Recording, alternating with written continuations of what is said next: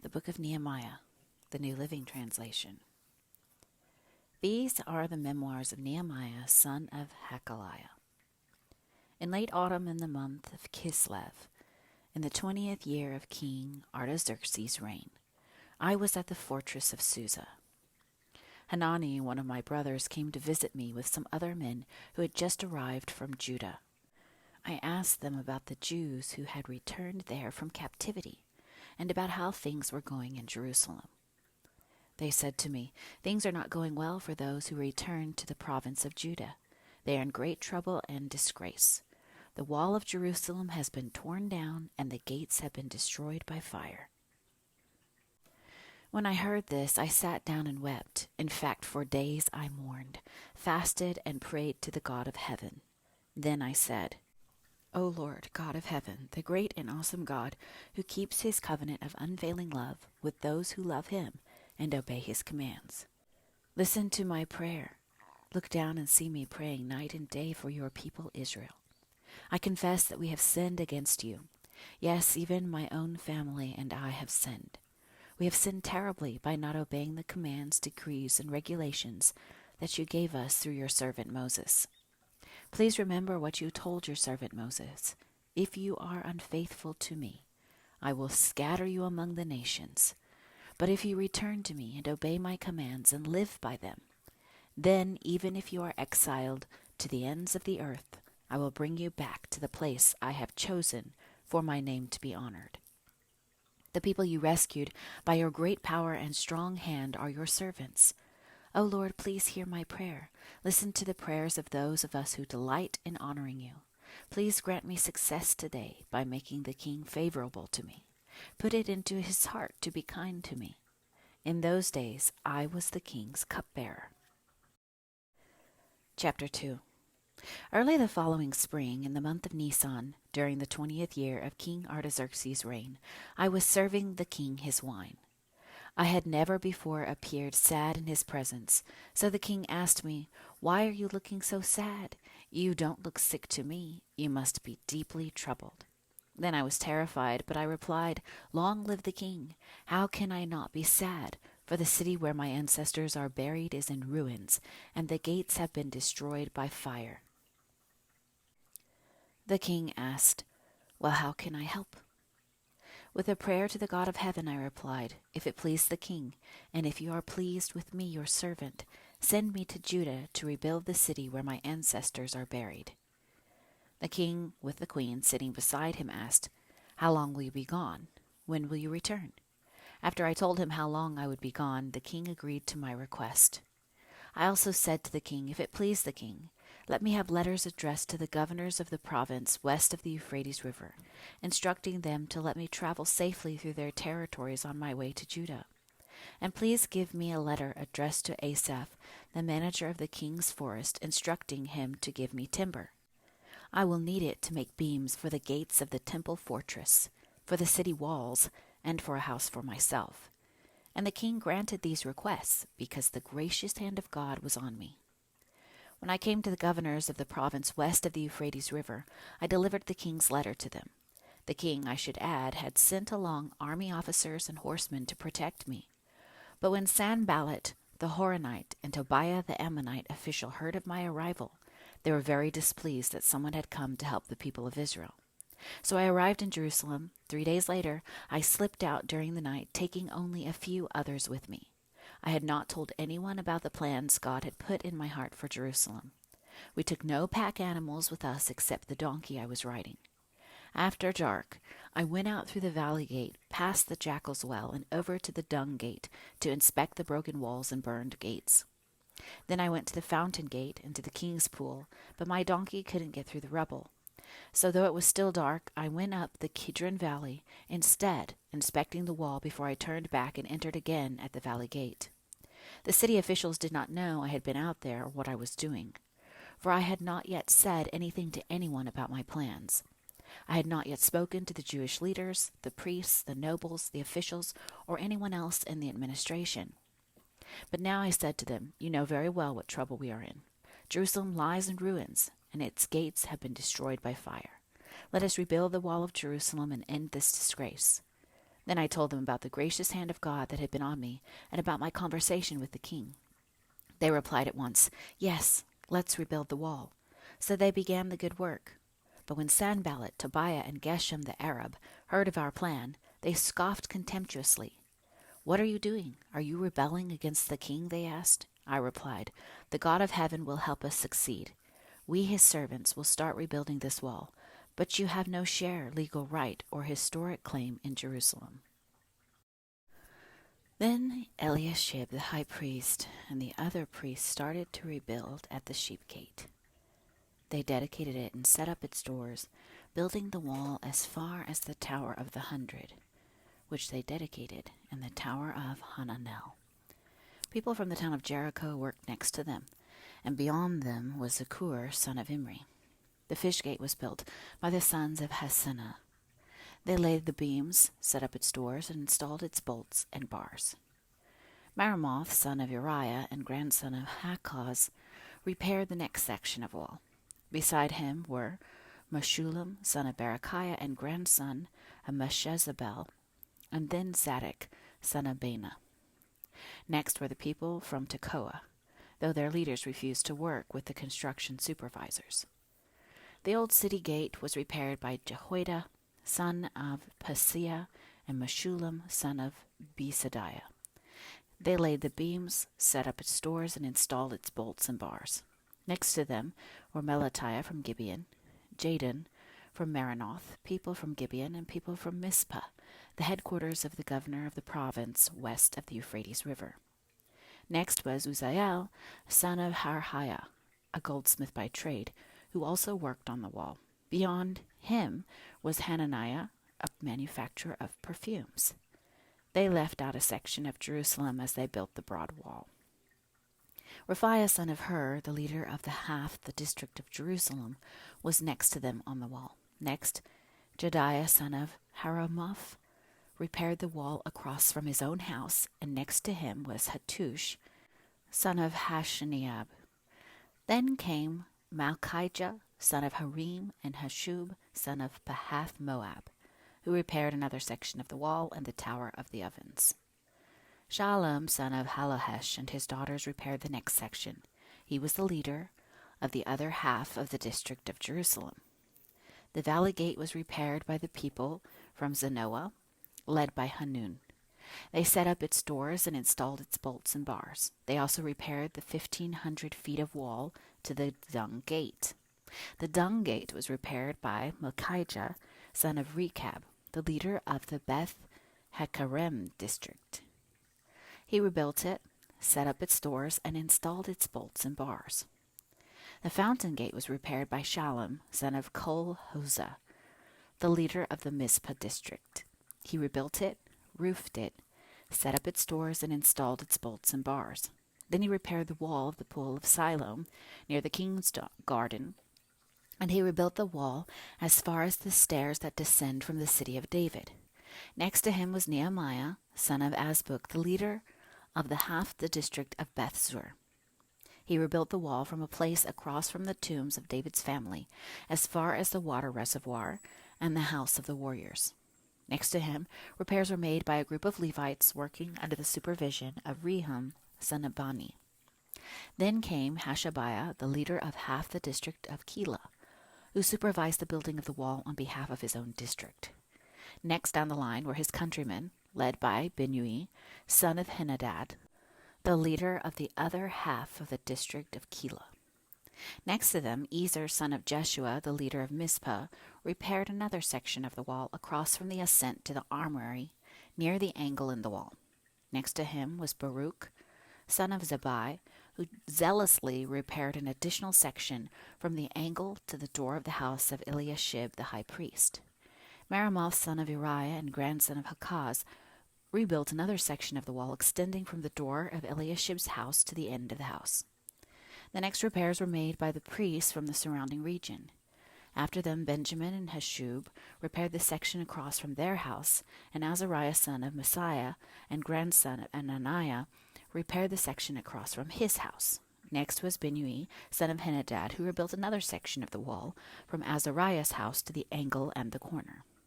Palal son of Uzai carried on the work from a point opposite the angle, and the tower that projects up from the king's upper house beside the court of the guard. Next to him were Pedaiah son of Parash, with the temple servants living on the hill of Ophel, who repaired the wall as far as point across from the water gate to the east and the projecting tower. Then came the people of Tekoa, who repaired another section across from the great projecting tower and over to the wall of Ophel. Above the horse gate, the priests repaired the wall. Each one repaired the section immediately across from his own house. Next, Zadok son of Immer also rebuilt the wall across from his own house, and beyond him was Shemaiah son of Shechaniah, the gatekeeper of the east gate. Next, Hananiah son of Shelemiah and Hanun, the sixth son of Zelaph, repaired another section, while Meshullam son of Berechiah rebuilt the wall across from where he lived.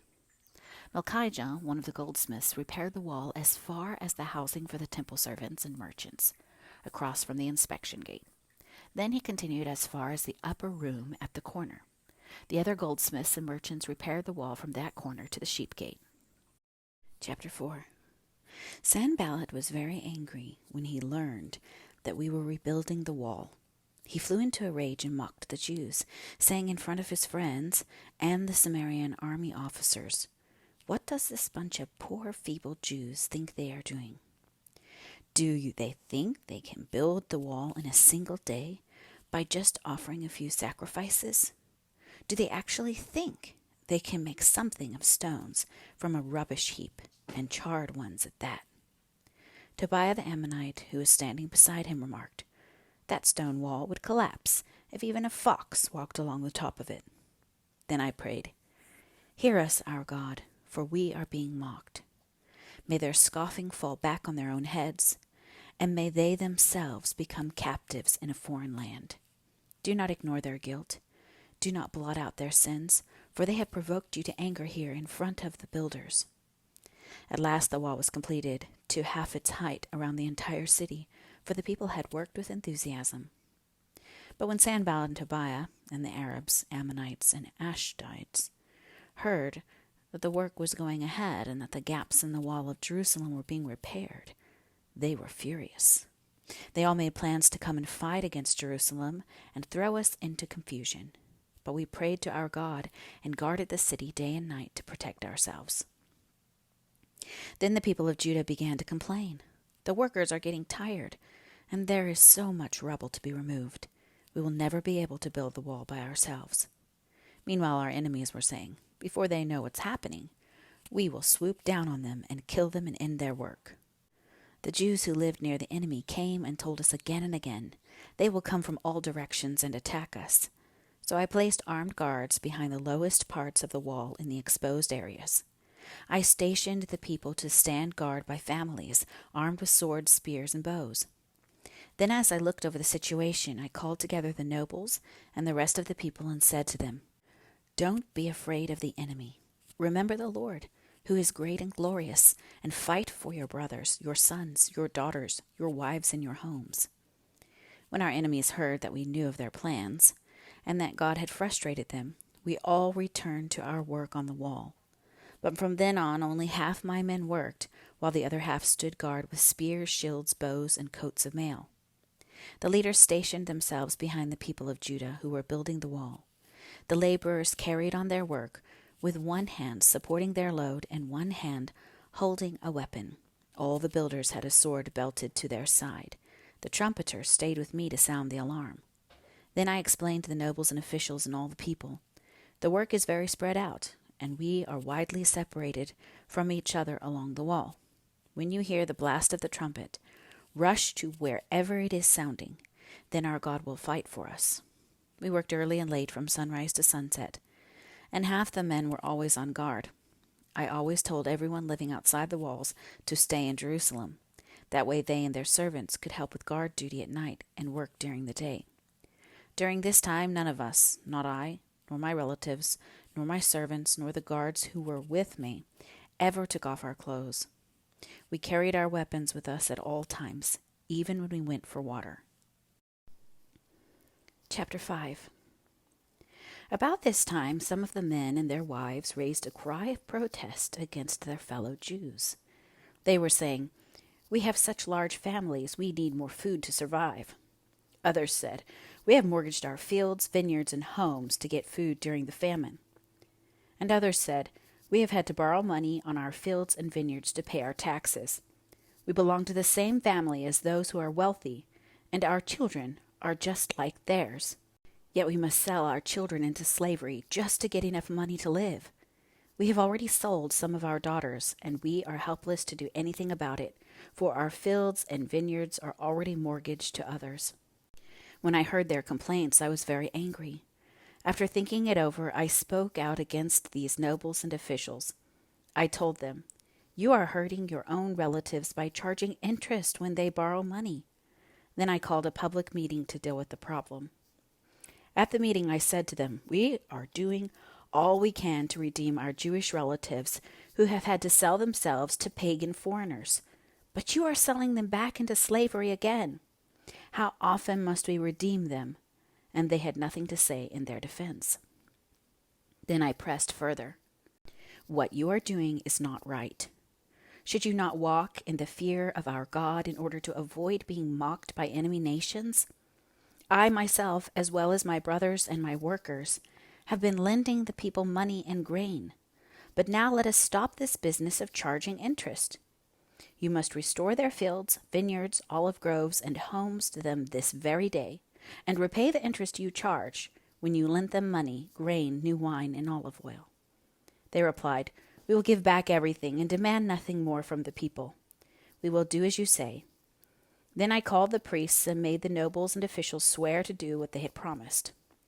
I shook out the folds of my robe and said, if you fail to keep your promise, may God shake you like this from your homes and from your property. The whole assembly responded, Amen, and they praised the Lord, and the people did as they had promised. For the entire 12 years that I was governor of Judah, from the 20th year to the 32nd year of the reign of King Artaxerxes, neither I nor my officials drew on our official food allowance. The former governors, in contrast, had laid heavy burdens on the people, demanding a daily ration of food and wine, besides 40 pieces of silver. Even their assistants took advantage of the people. But because I feared God, I did not act that way. I also devoted myself to working on the wall and refused to acquire any land. And I required all my servants to spend time working on the wall. I asked for nothing, even though I regularly fed 150 Jewish officials at my table, besides all the visitors from other lands. The provisions I paid for each day included 1 ox, 6 choice sheep or goats, and a large number of poultry. And every 10 days we needed a large supply of all kinds of wine. Yet I refused to claim the governor's food allowance, because the people already carried a heavy burden. Remember, O my God, all that I have done for these people, and bless me for it. Chapter 6. Sanballat, Tobiah, Geshem the Arab, and the rest of our enemies found out that I had finished rebuilding the wall and that no gaps remained, though he had not yet set up the doors and the gates. So Sanballat and Geshem sent a message asking me to meet them at one of the villages in the plain of Ono. But I realized they were plotting to harm me, so I replied by sending this message to them. I am engaged in a great work, so I can't come. Why should I stop working to come and meet with you? 4 times they sent the same message, and each time I gave the same reply. The 5th time, Sanballat's servant came with an open letter in his hand, and this is what it said. There is a rumor among the surrounding nations, and Geshem tells me it is true, that you and the Jews are planning to rebel, and that is why you are building the wall. According to his reports, you plan to be their king. He also reports that you have appointed prophets in Jerusalem to proclaim about you, look, there is a king in Judah. You can be very sure that this report will get back to the king, so I suggest that you come and talk it over with me. I replied, there is no truth in any part of your story. You are making up the whole thing. They were just trying to intimidate us, imagining that they could discourage us and stop the work. So I continued the work with even greater determination. Later I went to visit Shemaiah, son of Delaiah, and grandson of Mehetabel, who was confined to his home. He said, let us meet together inside the temple of God and bolt the doors shut. Your enemies are coming to kill you tonight. But I replied, should someone in my position run from danger? Should someone in my position enter the temple to save his life? No, I won't do it. I realized that God had not spoken to him, but that he had uttered this prophecy against me because Tobiah and Sanballat had hired him. They were hoping to intimidate me and make me sin. Then they would be able to accuse and discredit me. Remember, O my God, all the evil things that Tobiah and Sanballat have done. And remember Noadiah the prophet and all the prophets like her, who have tried to intimidate me. So on October 2nd, the wall was finished, just 52 days after we had begun. When our enemies and the surrounding nations heard about it, they were frightened and humiliated. They realized this work had been done with the help of our God. During those 52 days, my letters went back and forth between Tobiah and the nobles of Judah. For many in Judah had sworn allegiance to him because his father-in-law was Shechaniah, son of Arah, and his son Jehohanan was married to the daughter of Meshullam, son of Berechiah. They kept telling me about Tobiah's good deeds, and then they told him everything I said, and Tobiah kept sending threatening letters to intimidate me. Chapter 7. After the wall was finished, and I had set up the doors and the gates, the gatekeepers, singers, and Levites were appointed. I gave the responsibility of governing Jerusalem to my brother Hanani, along with Hananiah, the commander of the fortress, for he was a faithful man who feared God more than most. I said to them, "Do not leave the gates open during the hottest part of the day, and even while the gatekeepers are on duty, have them shut and bar the doors. Appoint the residents of Jerusalem to act as guards, everyone on a regular watch. Some will serve at sentry posts, and some in front of their own homes." At that time the city was large and spacious, but the population was small, and none of the houses had been rebuilt. So my God gave me the idea to call together all the nobles and leaders of the city, along with the ordinary citizens, for a registration. I had found the genealogical record of those who had first returned to Judah. This is what was written there. Here is the list of the Jewish exiles of the provinces who returned from their captivity. King Nebuchadnezzar had deported them to Babylon, but now they returned to Jerusalem and the other towns in Judah where they originally lived. Their leaders were Zerubbabel, Jeshua, Nehemiah, Sariah, Reliah, Nahamani, Mordecai, Bilshan, Mispar, Bigvai, Rehum, and Benah. This is the number of the men of Israel who returned from exile. The family of Parosh, 2,172. The family of Shephatiah, 372. The family of Arah, 652. The family of Pahath Moab, descendants of Jeshua and Joab, 2,818. The family of Elam, 1,254. The family of Zatu, 845. The family of Zakkai, 760. The family of Bani, 648. The family of Bebai, 628. The family of Azgad, 2,322. The family of Adonikam, 667. The family of Bigvai, 2,067. The family of Adin, 655. The family of Ater, descendants of Hezekiah, 98. The family of Hashum, 328. The family of Bezai, 324. The family of Jorah, 112. The family of Gebar, 95. The people of Bethlehem and Netophah, 188. The people of Anathoth, 128. The people of Beth Asmaveth, 42. The people of Kiriath Jearim, Kephirah, and Beroth, 743. The people of Ramah and Geba, 621. The people of Michmash, 122. The people of Bethel and Ai, 123. The people of West Nebo, 52. The citizens of West Elam, 1,254. The citizens of Harim, 320. The citizens of Jericho, 345. The citizens of Lod, Hadid, and Ono, 721. The citizens of Sinah, 3,930. These are the priests who returned from exile, the family of Jedediah through the line of Jeshua, 973. The family of Immer, 1,052. The family of Pashur, 1,247. The family of Harim, 1,017. These are the Levites who returned from exile, the families of Jeshua and Kadmiel, descendants of Hodaviah, 74. The singers of the family of Asaph, 148. The gatekeepers of the families of Shallum, Ater, Talmon, Akub, Hatita, and Shobai, 138. The descendants of the following temple servants returned from exile: Ziha, Hasufa, Taboath, Kiros, Siaha, Padon, Lebanah, Hagabah, Shalmai, Hanan, Gidel, Gahar, Riah, Rezin, Nakoda, Gazam, Uzzah, Paseah, Besai, Munim, Nefusim, Bakbuk, Hakufa, Harhur, Bazluth, Mahida, Harsha, Barkos, Sisera, Timah, Neziah, and Hatifa. The descendants of these servants of King Solomon returned from exile: Sotai, Hassophereth, Peruda, Jalah, Darkon, Gidel, Shephatiah, Hatil, Pokereth, Hazabaim, and Ami. In all, the temple servants and the descendants of Solomon's servants numbered 392. Another group returned at this time from the towns of Tel Milah, Tel Harsha, Kerub, Adan, and Immer. However, they could not prove that they or their families were descendants of Israel.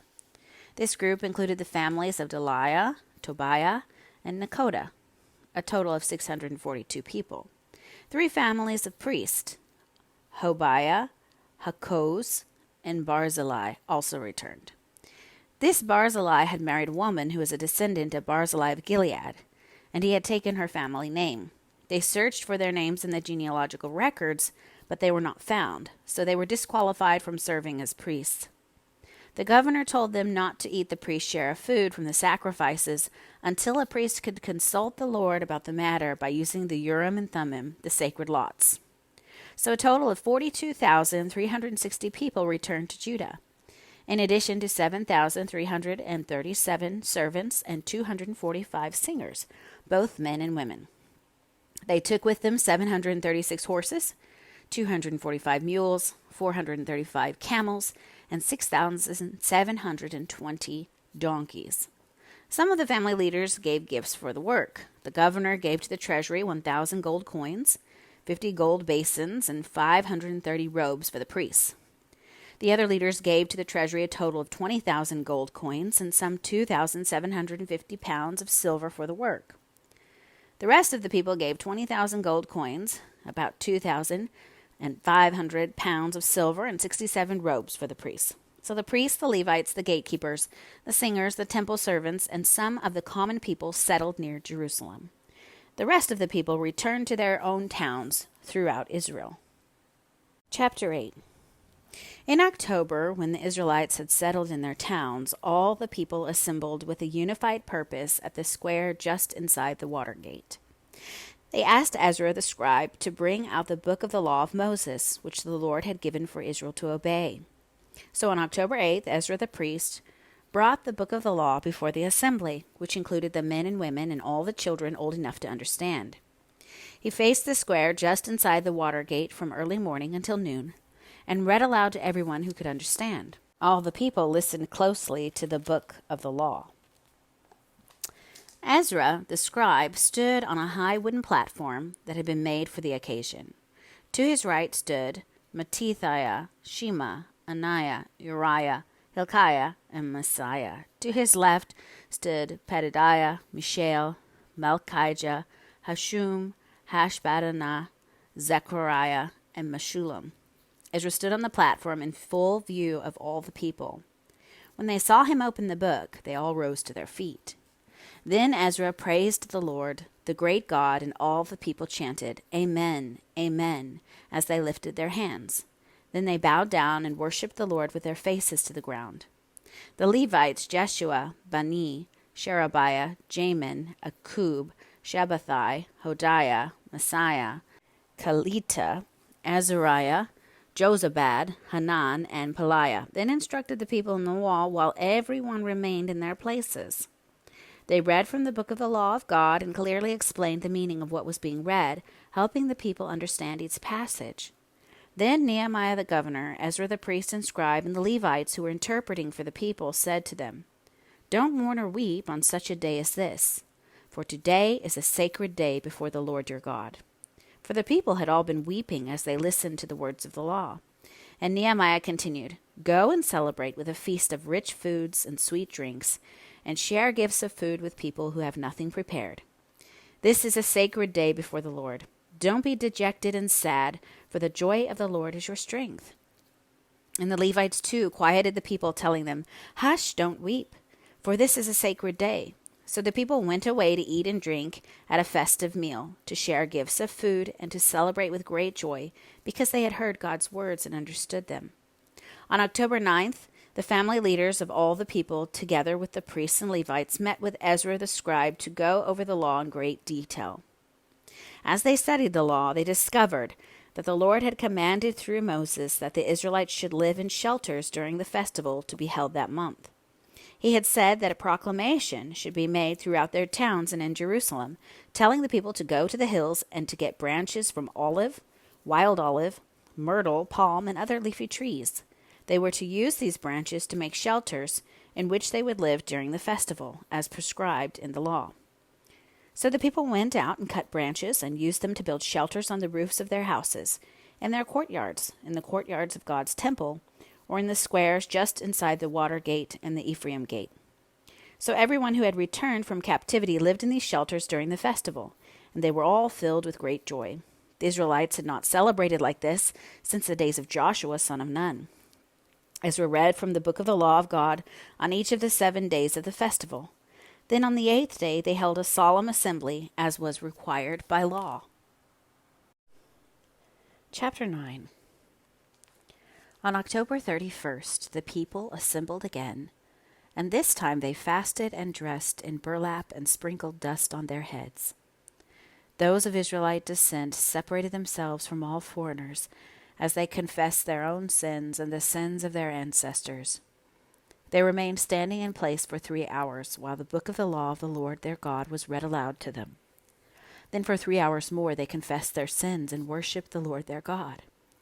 The Levites, Jeshua, Bani, Kadmiel, Shebaniah, Buni, Sherebiah, Bani, and Kenani, stood on the stairway of the Levites and cried out to the Lord their God with loud voices.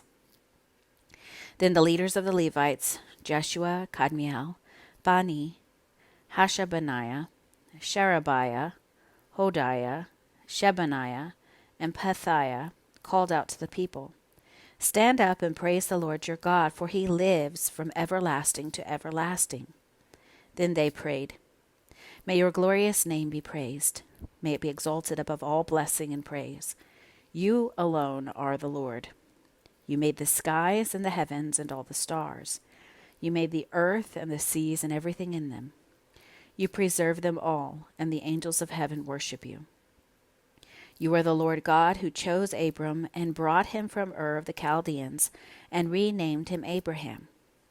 When he had proved himself faithful, you made a covenant with him to give him and his descendants the land of the Canaanites, Hittites, Amorites, Perizzites, Jebusites, and Girgashites. And you have done what you promised, for you are always true to your word.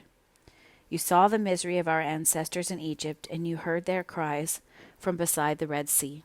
You displayed miraculous signs and wonders against Pharaoh, his officials, and all his people, for you knew how arrogantly they were treating our ancestors. You have a glorious reputation that has never been forgotten. You divided the sea for your people so they could walk through on dry land, and then you hurled their enemies into the depths of the sea. They sank like stones beneath the mighty waters.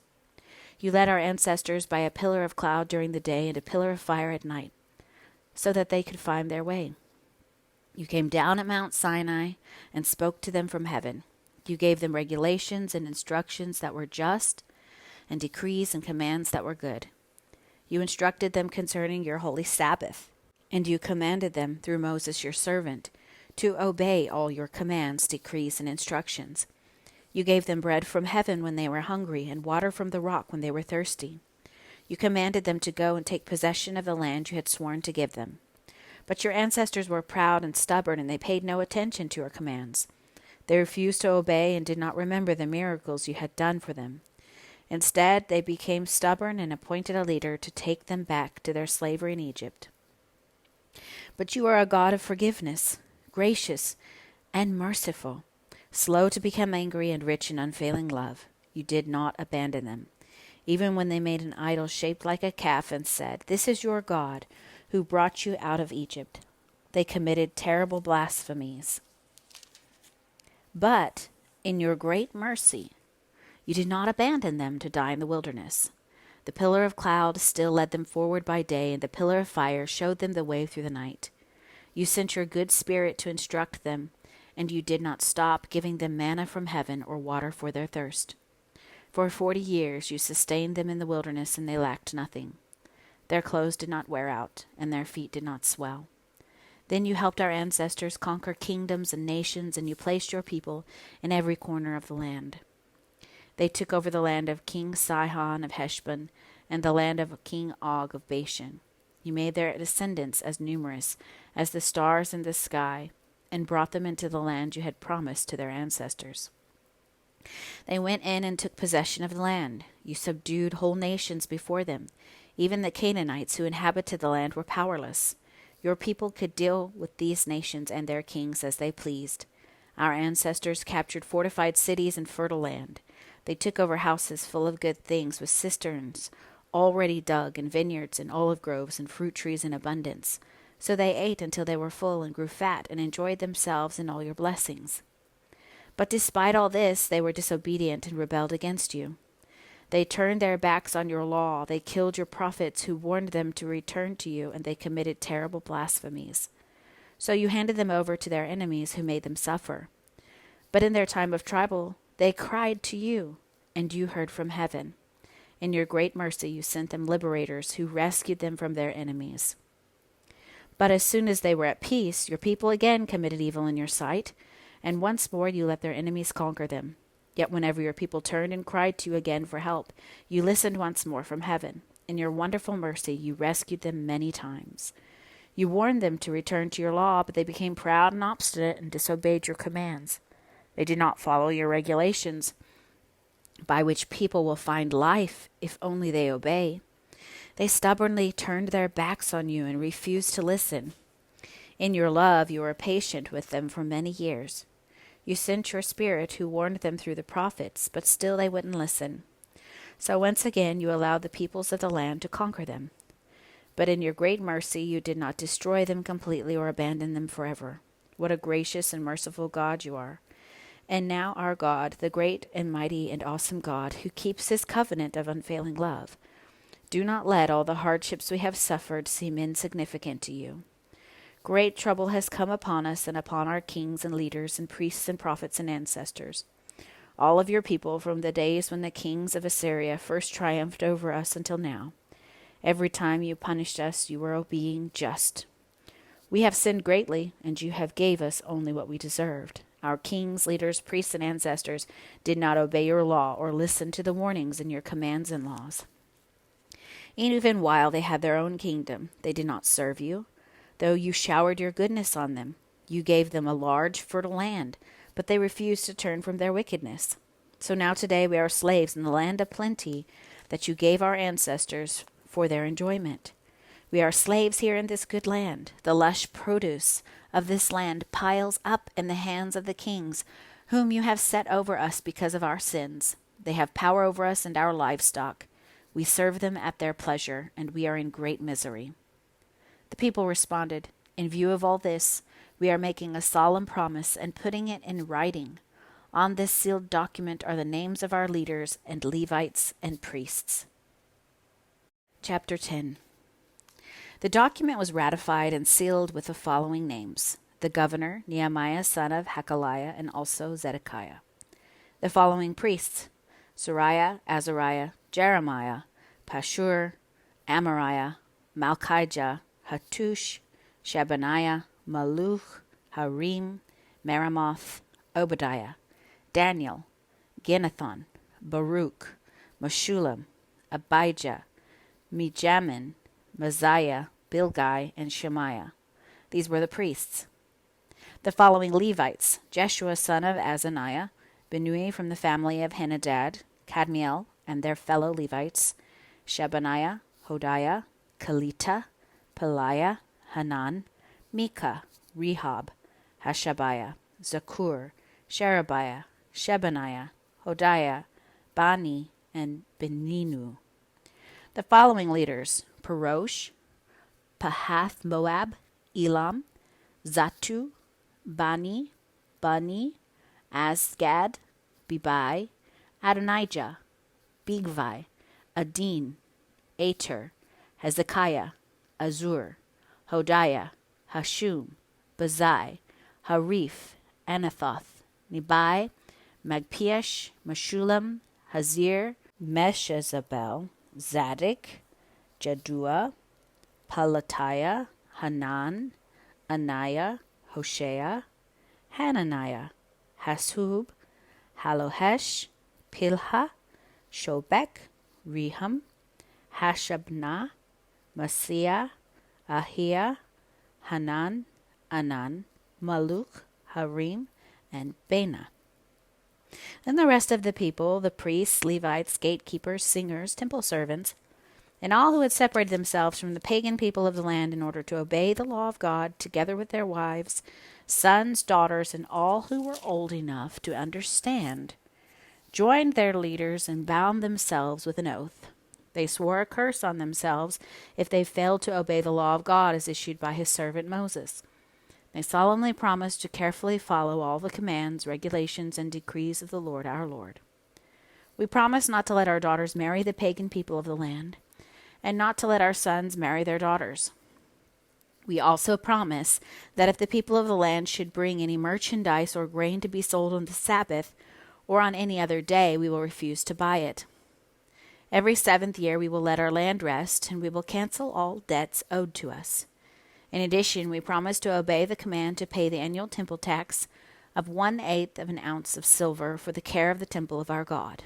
This will provide for the bread of the presence, for the regular grain offerings and burnt offerings, for the offerings on the Sabbaths, the new moon celebrations, and the annual festivals, for the holy offerings and for the sin offerings to make atonement for Israel. It will provide for everything necessary for the work of the temple of our God. We have cast sacred lots to determine when, at regular times each year, the families of the priests, Levites, and the common people should bring wood to God's temple to be burned on the altar of the Lord our God, as is written in the law. We promise to bring the first part of every harvest to the Lord's temple year after year, whether it be a crop from the soil or from our fruit trees. We agree to give God our oldest sons and the firstborn of all our herds and flocks as prescribed in the law. We will present them to the priests who minister in the temple of our God. We will store the produce in the storerooms of the temple of our God. We will bring the best of our flour and other grain offerings, the best of our fruit and the best of our new wine and olive oil. And we promise to bring to the Levites 1/10 of everything our land produces, for it is the Levites who collect the tithes in our rural towns. A priest, a descendant of Aaron, will be with the Levites as they receive these tithes, and 1/10 of all that is collected as tithes will be delivered by the Levites to the temple of our God and placed in the storerooms. The people and the Levites must bring these offerings of grain, new wine, and olive oil to the storerooms and place them in the sacred containers near the ministering priests, the gatekeepers, and the singers. We promise together not to neglect the temple of our God. Chapter 11. The leaders of the people were living in Jerusalem, the holy city. 1/10 of the people from the other towns of Judah and Benjamin were chosen by sacred lots to live there too, while the rest stayed where they were. And the people commended everyone who volunteered to resettle in Jerusalem. Here is a list of the names of the provincial officials who came to live in Jerusalem. Most of the people, priests, Levites, temple servants, and descendants of Solomon's servants, continued to live in their own homes in the various towns of Judah. But some of the people from Judah and Benjamin resettled in Jerusalem. From the tribe of Judah, Athaiah, son of Uzziah, son of Zechariah, son of Amariah, son of Shephatiah, son of Mahalalel, of the family of Perez. Also, Messiah, son of Baruch, son of Kol-Hoseh, son of Haziah, son of Adiah, son of Joiarib, son of Zechariah, of the family of Shelah. There were 468 descendants of Perez who lived in Jerusalem, all outstanding men. From the tribe of Benjamin, Sallu, son of Meshullam, son of Joed, son of Pedaiah, son of Kaliah, son of Masiah, son of Ithiel, son of Jeshiah. After him were Gabai and Salai, and a total of 928 relatives. Their chief officer was Joel, son of Zichri, who assisted by Judah, son of Hasenuah, second in command over the city. From the priests, Jedediah, son of Joiarib, Jachin, and Sariah, son of Hilkiah, son of Meshullam, son of Zadok, son of Meroth, son of Ahitub, the supervisor of the temple of God. Also 822 of their associates who worked at the temple. Also Adiah, son of Jeroham, son of Peliah, son of Amzi, son of Zechariah, son of Pashur, son of Melchijah, along with 242 of his associates who were heads of their families. Also Amashai, son of Azarel, son of Ahaziah, son of Meshillamoth, son of Emer, and 128 of his outstanding associates. Their chief officer was Zabdiel, son of Haggedolim. From the Levites, Shemaiah, son of Hashub, son of Azrikam, son of Hashabiah, son of Bunni. Also Shabbathai and Jozabad, who were in charge of the work outside the temple of God. Also Mattaniah, son of Micah, son of Zabdi, a descendant of Asaph, who led in thanksgiving and prayer.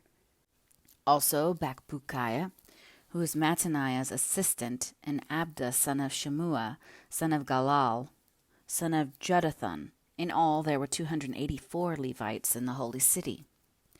From the gatekeepers, Akub, Talmon, and 172 of their associates, who guarded the gates.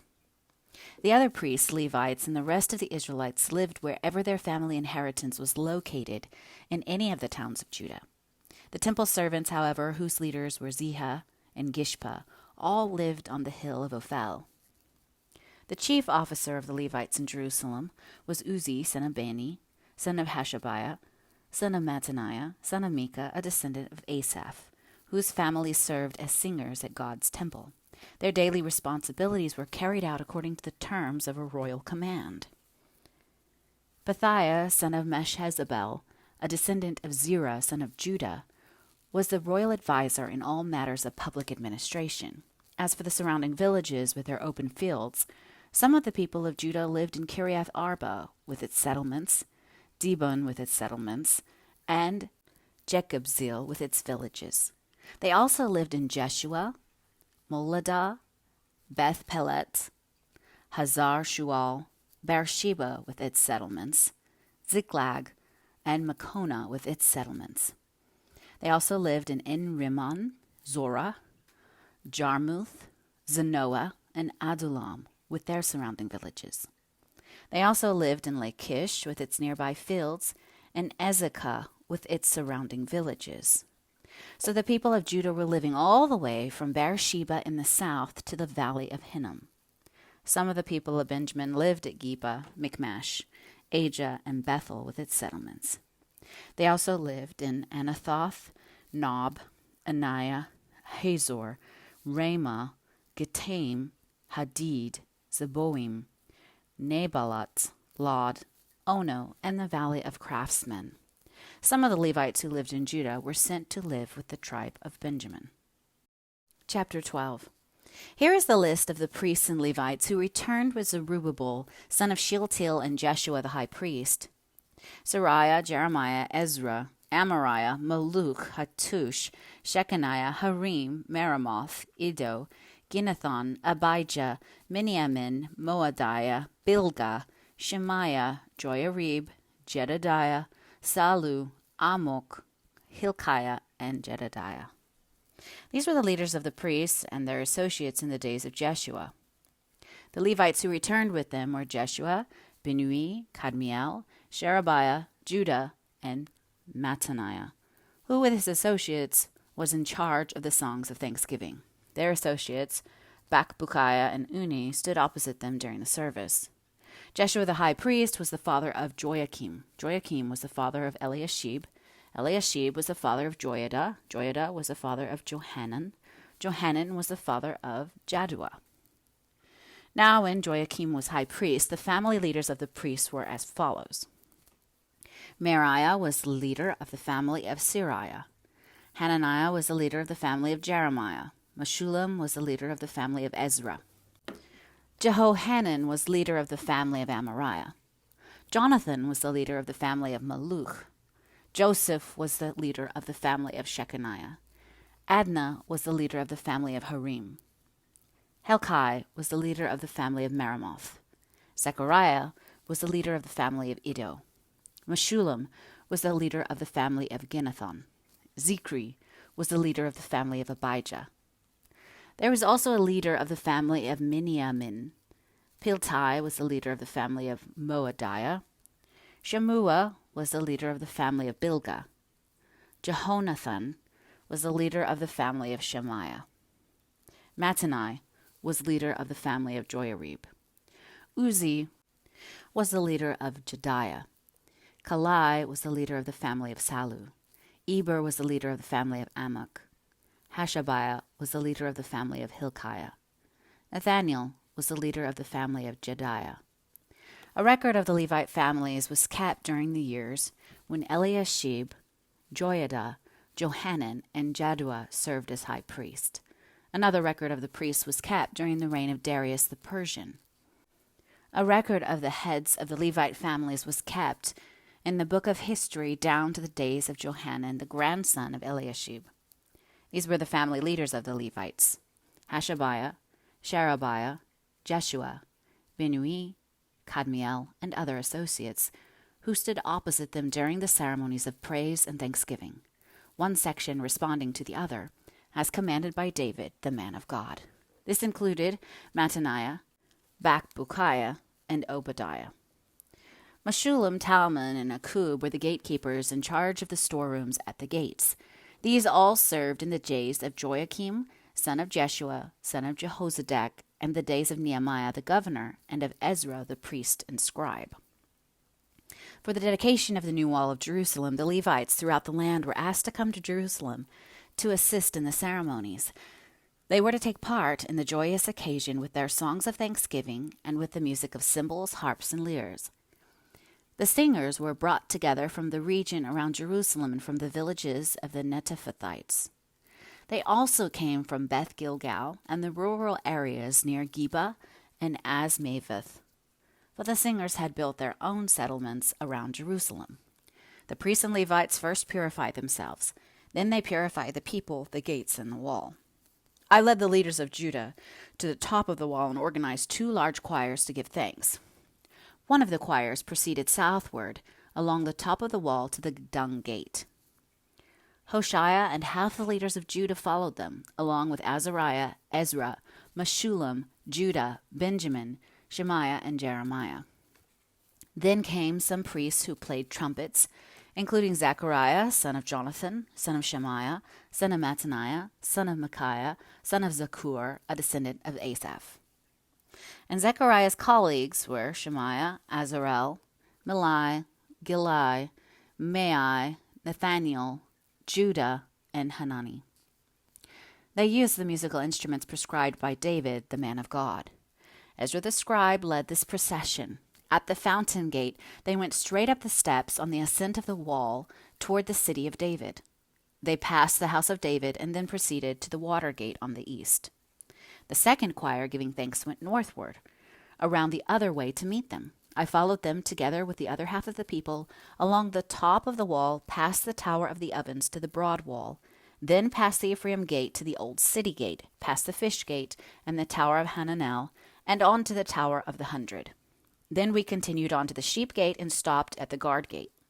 The 2 choirs that were giving thanks then proceeded to the temple of God, where they took their places. So did I, together with the group of leaders who were with me. We went together with the trumpet-playing priests, Eliakim, Messiah, Miniamin, Micaiah, Elionai, Zechariah, and Hananiah, and the singers, Maaseiah, Shemaiah, Eleazar, Uzi, Jehohanan, Malchijah, Elam, and Ezer. They played and sang loudly under the direction of Jezreiah, the choir director. Many sacrifices were offered on that joyous day, for God had given the people cause for great joy. The women and children also participated in the celebration, and the joy of the people of Jerusalem could be heard far away. On that day, men were appointed to be in charge of the storerooms for the offerings, the first part of the harvest and the tithes. They were responsible to collect from the fields outside the towns the portions required by the law for the priests and Levites. For all the people of Judah took joy in the priests and Levites and their work. They performed the service of their God and the service of purification as commanded by David and his son Solomon, and so did the singers and the gatekeepers. The custom of having choir directors to lead the choirs in hymns and praise and thanksgiving to God began long ago in the days of David and Asaph. So now, in the days of Zerubbabel and of Nehemiah, all Israel brought a daily supply of food for the singers, the gatekeepers, and the Levites. The Levites, in turn, gave a portion of what they received to the priests, the descendants of Aaron. Chapter 13. On that same day, as the book of Moses was being read to the people, the passage was found that said no Ammonite or Moabite should ever be permitted to enter the assembly of God, for they had not provided the Israelites with food and water in the wilderness. Instead, they hired Balaam to curse them, though our God turned the curse into a blessing. When this passage of the law was read, all those of foreign descent were immediately excluded from the assembly. Before this had happened, Eliashib the priest, who had been appointed as supervisor of the storerooms of the temple of our God, and who was also a relative of Tobiah, had converted a large storage room and placed it at Tobiah's disposal. The room had previously been used for storing the grain offerings, the frankincense, various articles for the temple, and the tithes of grain, new wine, and olive oil, which were prescribed for the Levites, the singers, and the gatekeepers, as well as the offerings for the priests. I was not in Jerusalem at that time, for I had returned to King Artaxerxes of Babylon in the 32nd year of his reign, though I later asked his permission to return. When I arrived back in Jerusalem, I learned about Eliashib's evil deed in providing Tobiah with a room in the courtyards of the temple of God. I became very upset and threw all of Tobiah's belongings out of the room. Then I demanded that the rooms be purified, and I brought back the articles for God's temple, the grain offerings, and the frankincense. I also discovered that the Levites had not been given their prescribed portions of food, so they and the singers, who were to conduct the worship services, had all returned to work their fields. I immediately confronted the leaders and demanded, "Why has the temple of God been neglected?" Then I called all the Levites back again and restored them to their proper duties. And once more all the people of Judah began bringing their tithes of grain, new wine, and olive oil to the temple storerooms. I assigned supervisors for the storerooms, Shelemiah the priest, Zadok the scribe, and Pedaiah one of the Levites, and I appointed Hanan, son of Zakur and grandson of Mattaniah, as their assistant. These men had an excellent reputation, and it was their job to make honest distributions to their fellow Levites. Remember this good deed, O my God, and do not forget all that I have faithfully done for the temple of my God and its services. In those days I saw men of Judah treading out their wine presses on the Sabbath. They were also bringing in grain, loading it on donkeys, and bringing their wine, grapes, figs, and all sorts of produce to Jerusalem to sell on the Sabbath. So I rebuked them for selling their produce on that day. Some men from Tyre who lived in Jerusalem were bringing in fish and all kinds of merchandise. They were selling it on the Sabbath to the people of Judah, and in Jerusalem at that. So I confronted the nobles of Judah. "Why are you profaning the Sabbath in this evil way?" I asked. "Wasn't it just this sort of thing that your ancestors did that caused our God to bring all this trouble upon us and our city? Now you are bringing even more wrath upon Israel by permitting the Sabbath to be desecrated in this way." Then I commanded the gates of Jerusalem should be shut as darkness fell every Friday evening, not to be opened until the Sabbath ended. I sent some of my own servants to guard the gates so that no merchandise could be brought in on the Sabbath day. The merchants and the tradesmen with a variety of wares camped outside Jerusalem once or twice. But I spoke sharply to them and said, "What are you doing out here, camping around the wall? If you do this again, I will arrest you." And that was the last time they came on the Sabbath. Then I commanded the Levites to purify themselves and to guard the gates in order to preserve the holiness of the Sabbath. Remember this good deed also, O my God. Have compassion on me according to your great and unfailing love. About the same time, I realized that some of the men of Judah had married women from Ashdod, Ammon, and Moab. Furthermore, half their children spoke the language of Ashdod or of some other people and could not speak the language of Judah at all. So I confronted them and called down curses on them. I beat some of them and pulled out their hair.